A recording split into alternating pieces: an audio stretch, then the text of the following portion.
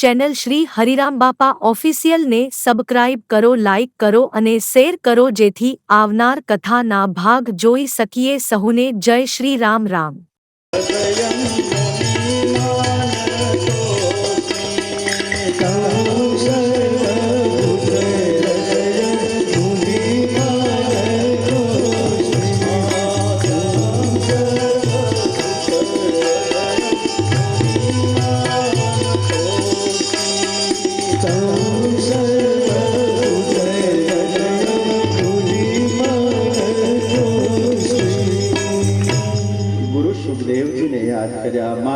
તમારા ગુરુ જે છે ને એને ભગવાનનું સ્વરૂપ કીધું છે શાસ્ત્રોએ। ગુરુ છે ભગવાનનું સ્વરૂપ છે, માનીને એની સેવા પૂજા કરજો, લેકિન એ ભગવાન જ છે એમ માનીને ન પૂજા કરશો ક્યારે। આજ ભૂલા પડ્યા આપણે, ભગવાનને બદલે ગુરુને જ માનવા માંડ્યા, ભગવાન છૂટી ગયા છે। કેટલાય આવી ભૂલ કરી છે, આવી ભૂલ ક્યારેય ન કરશો। ગુરુ છે ભગવાનનું સ્વરૂપ છે, અર્થાત જેટલો વિવેક પ્રેમ ભગવાનમાં રાખો છો, મંદિરે જાઓ કેટલો વિવેક કેટલી શાંતિ જાળવો છો, કેટલો વિનમ્ર ભાવ હોય છે, કેટલા તમે ત્યાં નતમસ્તક બની જાઓ, એવો જ ભાવ અને પ્રેમ ગુરુની આગળ લઈને જાજો, આ ભાવ છે। લેકિન વળી પાછા ગુરુને હાર પહેરાવા માંડ્યા તો ગુરુને એમ થઈ ગયું મહાન હું છું, એટલે ગુરુના વળી પાછા પૂજાઓ ચાલુ થયું, ભગવાન ગૌણ થઈ ગયા। ભગવાનને ભગવાનના સ્થાને રાખો, ઠાકોરને રાષ્ટ્રપતિ અને એની ચેરની બાજુમાં કોઈ સામાન્ય ગામડાના માણસની ચેર મૂકી દો, એ રાષ્ટ્રપતિના પદનું અપમાન કહેવાય। એમ ઈશ્વરનું જે સ્થાન છે, રામ શ્યામ ઘનશ્યામના સ્થાનની હારોહાર કોઈ પણ વ્યક્તિનું સ્થાન ન હોય। ગુરુ મહાન છે, હું ગુરુ પદની નિંદા નથી કરતો કે ટીકા નથી કરતો, લેકિન ઘણા ભોલો ભલો વર્ગ ભૂલો પડી ગયો છે અને ભગવાન ગૌણ થઈ ગયા અને ખાલી ગુરુનું જ ભજન ચાલુ થઈ ગયું। એને હું ટકોર કરું છું કે ગુરુ જે છે તમને ભગવાન સુધી પહોંચાડનાર છે। ધ્યાન છે, ભજન છે, માળા છે, ઈશ્વરનું કરો અને માર્ગદર્શન એ રસ્તે ચાલવાનું ગુરુ પાસે આપ મેળવતા રહો। ગુરુ પાસે કે એ માર્ગ જે મળ્યો છે એ માર્ગમાંથી ક્યાંય પણ હું વિચલિત ન થઈ જાઉં, એનું માર્ગદર્શન ગુરુ પાસે મેળવો। યાદ કર્યા સુખદેવજી મહારાજને કે ગુરુદેવ આપ પધારો। જેમ વૃક્ષ વેલીમાં પ્રવેશ કરીને પિતા વ્યાસને આપે જવાબ આપ્યો તો પુત્રેતિ તન્મયતયા તરવો વિનેદુસ્તમ સર્વભૂત હૃદયમ મનમાનતો, બસ મારામાં આપ બિરાજમાન થઈ અને આ જે પ્રશ્નો જે પૂછ્યા છે, એને જ્ઞાનની જે ઈચ્છા છે, એને તૃષા જે લાગી છે, તૃષા આપ મારા માધ્યમે કંઈક કહો કે જેનાથી આ તૃષા શમે। અને હવે સુતજીએ ગુરુને સુખદેવજીને યાદ કરીને હવે કથા કહેવાનો ચાલુ કર્યું છે। સુખદેવ સુતજી એમ કહે છે કે ઋષિઓ, તમારો પ્રશ્ન બહુ સરસ છે। અજ્ઞાન રૂપી અંધકારને નાશ કરવા માટે ભાગવત કલૌ કિરેણ ભાષિતમ, કિરેણ કેતા શુકેન, એના નાશ માટે તો ભાગવત શાસ્ત્ર કાફી છે। આ ભાગવત શાસ્ત્રનું જે શ્રવણ કરે, અજ્ઞાન રૂપી અંધકારમાં ગોથા ખાતો જીવ બસ એ અજ્ઞાન રૂપી અંધકારમાંથી બહાર નીકળી જાય અને જગતમાંથી મુક્ત બની મુક્ત પદી ભગવાનના ચરણને પ્રાપ્ત કરી શકે। સુખદેવજી મહારાજને રાજા પરીક્ષિતે જ્યારે પ્રશ્ન કર્યો કે મેરે પાસ 7 दिन है, 7 દિવસમાં મારું કંઈ થશે નહીં, બહુ થોડો સમય છે। અને સુખદેવજીએ રાજાના એ અપરાધી પ્રારબ્ધ વાળા રાજાના સન્મુખ જ્યારે ભાગવત શાસ્ત્ર કહ્યું ને તો અપરાધીમાં અપરાધી રાજા જે હતો એ રાજાનો છુટકારો થયો છે અને 7 દિવસમાં મુક્તિ મળી છે। ભક્તો, अपराधમાંથી ક્યારેય ન મુક્તિ મળે। ભગવાન કે ભગવાનના સંતો ભક્તોનો અપરાધ થાય, હજુ પાપમાંથી મુક્તિ મળે, પણ અપરાધ છે ને, અપરાધમાંથી ક્યારેય ન મુક્તિ મળે। એટલે ના પાડી છે કોઈ પણની સામે ક્યારેય પણ કોઈના જીવન વિશે ન બોલવું, હાથ જોડવા હંમેશા। જોવાની ઈચ્છા થાય ને બોલવાની ઈચ્છા થાય, પોતાની જાતને જુઓ અને હંમેશા પોતાના જીવનમાં તપાસો કે મારામાં કેટલી કચાશ છે. બીજાના તરફ દ્રષ્ટિને રાખીને ફલાણો આવો છે ને આ ભાઈ આવા છે ને આ બેન તેવી છે, ક્યારેય ન કરો. ફલાણા સ્વામી આવા ને આ સંત આવા, ક્યારેય ન કરો. ગુણ ગાહી વચનામૃત જે છે ભગવાન શ્રી હરિના વચનામૃત શાસ્ત્ર એમ કહે છે કે બને તો માણસે ગુણગ્રાહી દ્રષ્ટિ રાખવી હંમેશા. દરેક માંથી ગુણોને ગ્રહણ કરો અને આપણામાં જે છે દુર્ગુણો એને તિલાંજલિ આપતા રહો ને છોડતા રહો, તો કાંકરે કાંકરે પાળ બંધાય અને ટીપે ટીપે સરોવર ભરાય.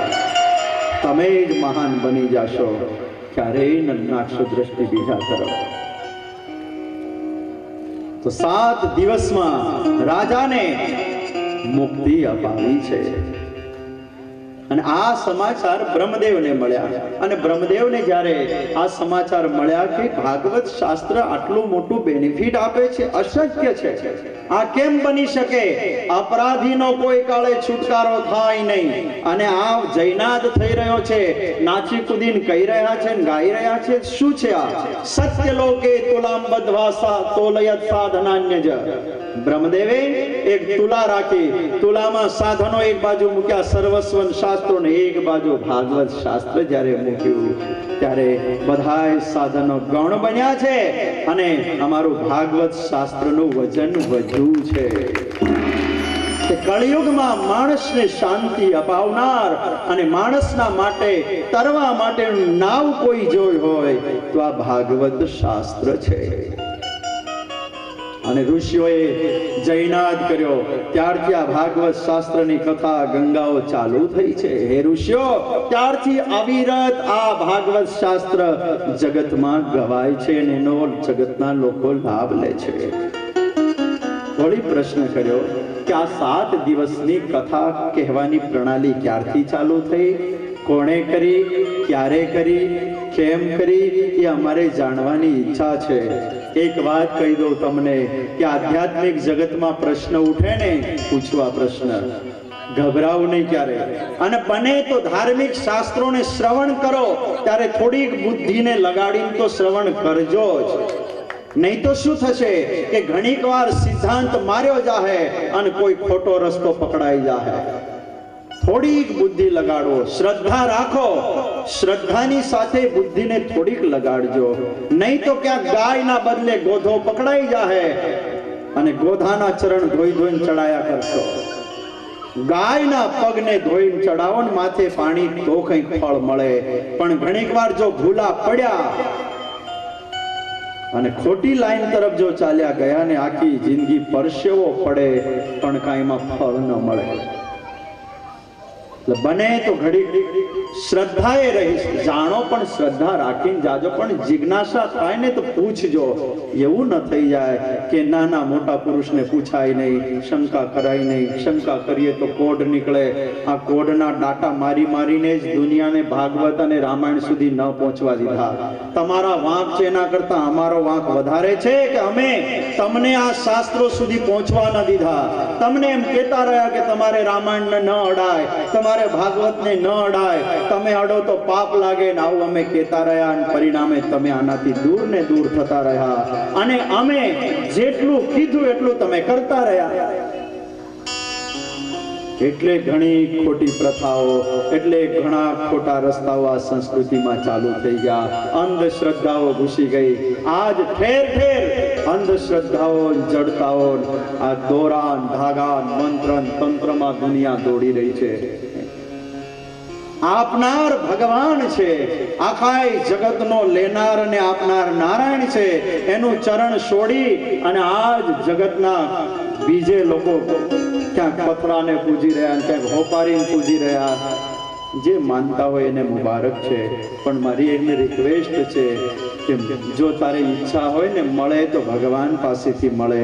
અને નારાયણ જો ન આપતો હોય તો મારે નથી જોઈતું, મને નારાયણ પાસેથી મળે એ જ મને મંજૂર છે. આ રાખો ભાવ. ભગવાન નારાયણ માગો તો ભગવાન નારાયણ પાસેથી માગો. પત્ની છે ને એ પત્ની હંમેશા પોતાના હસબન્ડની પાસે માંગણી કરે કે સ્વામી મને એક સાડી જોઈએ છે, કે સ્વામી મને આ દાગીનો જોઈએ છે. કોઈ પણ નગર શેઠ ગમે તેટલો રૂપિયા વાળો હોય એની પાસે પત્ની જઈને માંગણી ન કરે. કોની પાસે માગે? એના સ્વામી પાસે માગે, એના હસબન્ડ પાસે માગે, કે જેનું મંગળસૂત્ર એના ગળામાં પહેરેલું છે, જેના નામનું. તો જેના નામનું મંગળસૂત્ર પહેરેલું હોય આ જે બેન, એ બેન પતિને સમર્પિત થઈને રહે, એની જ પાસે જેમ માગે એમ મારા ને તમારા ગળામાં શરણાગતિની જો કંઠી પહેરેલી હોય, આપણે રામ શ્યામ ઘનશ્યામ નો આશ્રય હોય તો માગો તો એની પાસે માગો. ગમે તેટલા નગર શેઠ વાળા સુખિયા હોય તો એનો લેંગો પકડીને એમ ન કહેવાય 5000 આપ, દીવો કરો, ધૂપસળી કરો, 2 મીઠા આંસુ પાડીને એમ કહો કે પ્રભુ જગતમાં રહ્યો છું, 2 પૈસાની જરૂર છે તો દયા કરને. મળે તો એમાં બહુ છકી ન જાઓ, અને કદાચ ન મળે ને તો એમાં આંસુ ન પાડવા, એમ માનવું કે આમાંય મારું કંઈક હિત હશે, એમાંય મારું કંઈક સારું હશે એટલે ઠાકોરે મને ન આપ્યું. આમ રાખો. પણ આપણે તો જાણે માળા પૂજા દાન ધર્માદો પૈસા કમાવાનું કેન્દ્ર બનાવ્યું હોય એમ આપીએ ને તો બહુ પૈસા મળે, એવું ક્યારેય ન માનશો. બસ ભગવાનને ભાવ આપો, પ્રેમ આપો. અને માળા છે, પૂજા છે, એ પુણ્ય જે છે ને એ થોડુંક સત્કર્મ બેલેન્સ જમા કરાવો. બેંકમાં બેલેન્સ જમા જેમ કરાવીએ છે કે વિકટ સમય આવે, પાછળ કોને ખબર કેવો સમય આવે તો મને બેલેન્સ હોય તો કામ લાગે, એમ પુણ્યનું બેલેન્સ થોડું જમા કરાવતું રહેવું. માળા છે, પૂજા, બહુ માગ ન કરવું. એમ કેવું ઠાકોરજી તે તો બહુ આપ્યું, આ જે માળા દાન ધર્માદો કર્યો ને ફળ મળ્યું મારે નથી જોતું, હું આપના ચરણમાં અર્પણ કરું છું. બસ તું અમારી ઉપર રાજી રહેજે પ્રભુ. क्या नहीं दिया तूने, आज इस लोक में मुझे भेजा, मोंघाમાં મોંઘો જન્મ આપ્યો, આનાથી વિશેષ મારે જોઈએ છે શું? सब कुछ दिया, खाने का, पीने का, रहने का, सब तो दिया है प्रभु. बस मैं आपके चरणों में समर्पित, आपकी कृपा मुझ पर सदा बनी रहे, बस यही मैं आपसे चाहता हूँ प्रभु. એમ ભગવાનની પાસે માંગો તો ઓલું બેલેન્સ પુણ્યનું જમા થતું રહે. અને જે દિવસે આ જગતને અલવિદા કઈ જવાનું થાય ને તો કઈક ચેક લખવો હશે ને તો પુણ્ય હશે તો ચેક લખાય, ભગવાનની સામે આર્ગ્યુ કરાહે, મને પ્લેન કેમ ન મળે, આટલું મારું બેલેન્સ છે તો મને પ્લેન મળવું જોઈએ. અને બેલેન્સ હશે ને તમારું આર્ગ્યુ હશે તો પ્લેન તમને ભગવાન લેવા આવશે ને આવશે. કેમ ન આવે? પણ આપણા બેલેન્સ નથી હોતા. પૈસાના બેલેન્સની જેટલી ચિંતા કરી એટલી મેન તમે પુણ્યના બેલેન્સની ચિંતા ન કરી, અને એટલે જ તો આજ આપણને ટેન્શન રહે છે. આ કથા ક્યારથી ચાલુ થઈ કોણે કરી એ આખો ઇતિહાસ હવે સૂતજી બધાય જે ઋષિઓ છે એને એમ કહે છે કે આ કથા 7 દિવસમાં નારદજી અને સનક સનંદિન સનકાદિક જે ઋષિ કુમારો છે એના યોગે કરી અને 7 દિવસની કથા ગંગા પ્રથા જે છે એ ચાલુ થઈ. હવે ક્યારે થઈ? એકદાહી વિશાલાયામ ચત્વાર ઋષયો મલા. એમ લાગે શ્લોક ગાયા કરું પણ 11:30 તો થઈ ગયા છે. એક દિવસ ઋષિ કુમારો સનક સનંદન સનત સનાતન ફરતા ફરતા બદ્રિકાશ્રમ આવ્યા. અને બદ્રિકાશ્રમ જ્યારે આવ્યા છે એ જ સમયમાં ત્યાં નારદજીનો ભેટો થયો છે. અને નારદજી જ્યારે મળ્યા છે, વંદના કરી, નારદજી જ્યાં પગે લાગે છે ને એ જ સમયમાં નારદજીના ચહેરાને જોઈ અને ઋષિ કુમારોએ પૂછ્યું છે કે નારદજી, જગતના લોકોનું ધન લૂંટાઈ જાય અને જેમ માણસનું મન ફીકું પડી જાય, જેમ એનો ચહેરો શાંત દેખાય, એમ તમારો ચહેરો આજ શાંત કેમ દેખાય છે? અરે તમારું ધન જે છે એ તો નામ સ્મરણ છે. જગતનું ધન લૂંટાય પણ નામ સ્મરણ રૂપી ધનને તો કોઈ નથી લૂંટી શકતું. તો આપ કેમ એટલા ચિંતાતુર છો નારદજી? અને જગતના લોકો દુખિયા થાય તો સંતોની પાસે આવે, પણ આજ સ્વયં આપ આટલા દુખિયા હશો તો જગત કોની પાસે જશે? આમ ઋષિ કુમારોએ નારદજીને પ્રશ્ન કર્યો છે. અને એ વખતે નારદજી એમ કહે છે કે હે મુનિવરો, અહમ તો પૃથ્વીમ યાતો જ્ઞાત્વા સર્વોત્તમમિતિ.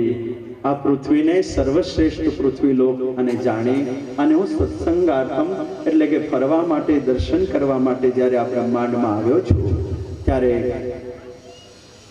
સાધુઓને, સંતોને, આશ્રમોમાં, મઠોમાં, મંદિરોમાં બધે ગયો, લેકિન મને ત્યાં ધર્મની સાચી દિશા જડી નહીં. ઠેર ઠેર ઢોંગ છે, પાખંડ છે, ધતિંગ છે દેખાવા લાગ્યું. વળી ત્યાંથી હું આગળ વધ્યો. અનેક તીર્થો, પુષ્કરમ ચ પ્રયાગમ ચ કાશીમ ગોદાવરીમ તથા બધાય તીર્થોમાં, ક્ષેત્રોમાં ફર્યો, પણ ત્યાંય મને ક્યાંય શાંતિ ન મળી. મને એમ લાગ્યું કે ગ્રહસ્થાશ્રમીઓને મળી લઉં, એને મળવાથી ક્યાંક ચિત્તને શાંતિ થાય. જ્યાં હું એમને મળવા માટે ગયો તો ત્યાંય મને ક્યાંય કન્યા વિક્રયણો લોભાય. ત્યાંય મને ઠેર ઠેર ઢોંગ, દતિંગ, પાખંડ, પતિ પત્નીની બીચમાં ઝઘડાઓ, ભાઈ ભાઈની બીચમાં ઝઘડાઓ. માણસનું જીવન આજ વ્યસનમાં ખરડાયેલું, ફેશનમાં ખરડાયેલું. માણસને રક્ષણ કરનારો એના બદલે મારનારો મેં જોયો. કન્યાઓનો વિક્રય થતા જોયો મેં. અને આમ હું ઉચાટ મન વાળો જ્યારે આગળ વધી રહ્યો તો વૃંદાવનની પાસે જ્યાં હું પહોંચ્યો, યમુના તટે જ્યાં આવ્યો, યમુના તટે એક દ્રશ્ય મેં જોયું. ત્યાં એક તરુણી છે, તરુણીની સેવામાં અન્ય યુવતીઓ છે, એની સામે બે વૃદ્ધ પુરુષ સૂતેલા છે અને એને જગાડવાનો પ્રયાસ થઈ રહ્યો છે. હે ઋષિ, આ કથા સૂતજી શૌનકાદિકને કહી રહ્યા છે. નારદજી પોતાની જે ઘટના ઘટી એ કહી રહ્યા છે ઋષિઓને. સનક સનંદન, સનક સનાતન ઋષિ કુમારોને કહી રહ્યા છે કે મારો ચહેરો અશાંત કેમ છે, મને શાની સમસ્યા છે એ બતાવી રહ્યા છે. આ દ્રશ્ય મેં જ્યારે જોયું ત્યારે મને એમ લાગ્યું કે હું કંઈક મદદમાં જાઉં, પણ એમ લાગ્યું કે બધી જ સ્ત્રીઓ છે, હું એકલો પુરુષ કેમ જાઉં પાસે, અને જાઉં કદાચ અને મને કંઈક કહી દે તો નહીં, નથી જાઉં. પણ વળી એમ થયું કે કંઈક સમસ્યા લાગે છે અને હું અહીંયાથી જો જતો રહું, મારું ભગવું વસ્ત્ર લાગે. આ જગતના સાધુઓએ આ જગતના દુઃખની ચિંતા હંમેશા ભગવા વસ્ત્રે કરી છે, એ વાત હંમેશા યાદ રાખજો. સાધુ અને બ્રાહ્મણો જે છે ને ભક્તો, એ આ જગતનો જે દીવો જલી રહ્યો છે ને એનું દિવેલ જો કોઈ પૂરતા હોય તો ભગવા વસ્ત્રધારી સાધુઓ અને બ્રહ્મદેવો જે છે ને એ જેનું દિવેલ છે કે જેનાથી આ સંસ્કૃતિની જ્યોત જળહળી રહી છે. એના હાથની માળાઓ, એ સંતો જે માળા કરી રહ્યા છે, સંતો ફળ કોઈ દી રાખે નહીં. કાયેન વાચા મનસેન્દ્રિયર્વા બુદ્ધ્યાત્મના વા પ્રકૃતે સ્વભાવાત કરોમિ યદ્યત સકલમ પરસ્મૈ નારાયણાયેતિ સમર્પયામિ. સંતો હંમેશા ફળ ન ઈચ્છે, ફળ તો ભગવાનના ચરણમાં અર્પણ કરીને એટલું જ કે અમારો આ ભારતીય સમાજ બસ એને સુખી કરજે, અમારા દીકરા દીકરીઓની ઉપર તો કૃપા દ્રષ્ટિ રાખજે, અમારો આ દેશ કાયમ એનો ત્રિરંગો સ્વમાનથી લહેરાતો રહે એવી પ્રભુ આ દેશની ઉપર કૃપા દ્રષ્ટિ કાયમ રાખજે. એમ સંતો હંમેશા ભગવાનને પ્રાર્થના કરતા હોય અને એને કારણે આ દેશ આજ સલામત છે. નહીં તો આ દેશની આબરૂ તે દિવસે સંસદ ઉપર હુમલો થયો ને તેથી લૂંટાઈ ગઈ હોત. એ બચ્યા બધાય. એનું કારણ કે આ દેશમાં આજે સાધુઓના હાથમાં માળાઓ છે ને એનું પરિણામ કે આ દેશની આબરૂ બચી છે દાડે. ક્યારેય પણ ભગવા વસ્ત્ર કે સાધુ બ્રાહ્મણો જે છે ને એનો દ્રોહ ન કરવો. બસ એના બને તો પગે લાગો, તમને ન ગમે તો દૂરથી વંદન કરીને ખસી જાઓ, લેકિન ક્યારેય પણ કોઈની માટે ભૂંડું કે ખરાબ ક્યારેય ન બોલવું. હે રામ રામ વાલા હરિભક્તો, આપ સૌને રામ રામ. કેમ છો? મજામાં છો ને? આપ સૌને જણાવતા આનંદ થાય છે. સદગુરુ ભગવાન શ્રી હરિરામ બાપા હાજર હતા પૃથ્વી પર, ત્યારે તેઓ સૌથી વધુ કથાને મહત્ત્વ આપતા હતા. બાપાને કથાઓ સાંભળવાનું ખૂબ ગમતું. અલગ અલગ વક્તાઓને બોલાવીને કથા ખૂબ સાંભળતા, કથા સાંભળતા અને સત્સંગ ખૂબ કરતા અને કરાવતા.